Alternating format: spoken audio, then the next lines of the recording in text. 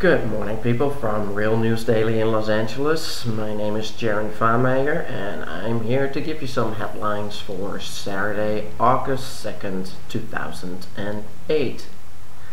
A senior government scientist who helped investigate the 2001 deadly anthrax attacks died this week of an apparent suicide after stories that the Justice Department investigation had shifted to him.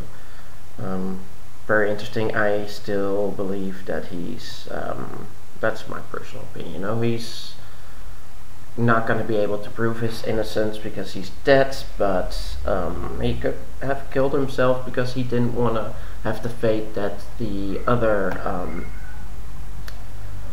guy who the investigation turned to immediately after 2001 and appeared to be innocent. He lost his job, his family, everything because of being the main suspect, even though he was not involved. Anyway, the US military said on Saturday, that will be today, it has released more than 10,000 detainees in Iraq so far this year, as it continues to try to phase out its running of Iraqi prisons. They want to turn that into the Iraqi government. Still, about 21,000 people remain in custody. The International Olympic Committee have denied agreeing to curbs on internet access for foreign journalists covering the Beijing Games. The officials said that no deal was made with the Chinese government to allow restrictions on the internet.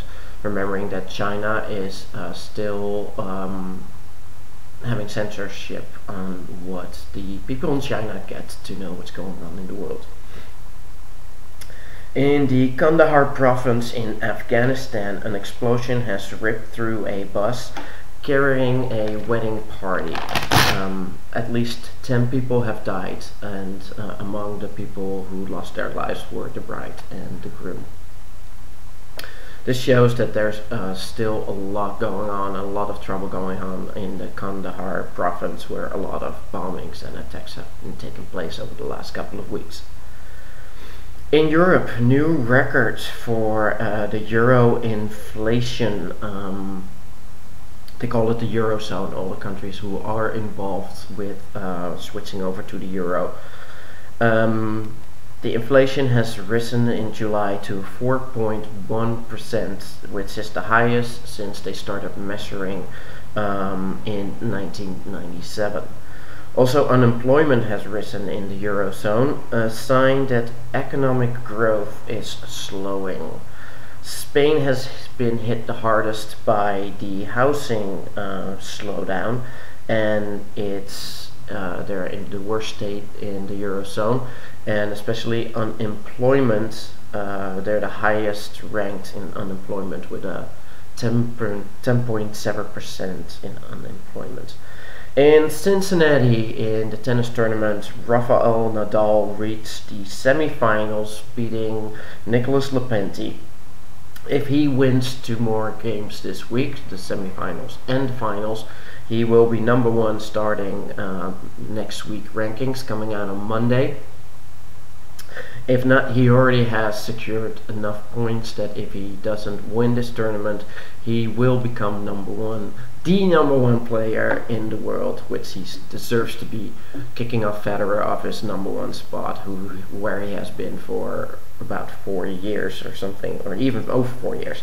On August 18th, when the rankings come out, Rafael Nadal will be number 1. He's now playing in the semifinals. He will play Djokovic, number 3rd seed, which is going to be a very tough and interesting match. I'm going to see if I can tape it on television, if it's going to be broadcast anywhere. The Brit Murray is going to be in the other semifinals against Ivo Karlovic from Croatia, who earlier this week kicked out Roger Federer out of the tournament. So this is it. Here are your newslines for this Saturday, and have a great weekend. Maybe I'll be here tomorrow on Sunday, maybe not. But this is Jaron Fahrmeyer signing off from Los Angeles for Real News Daily. Have a good day.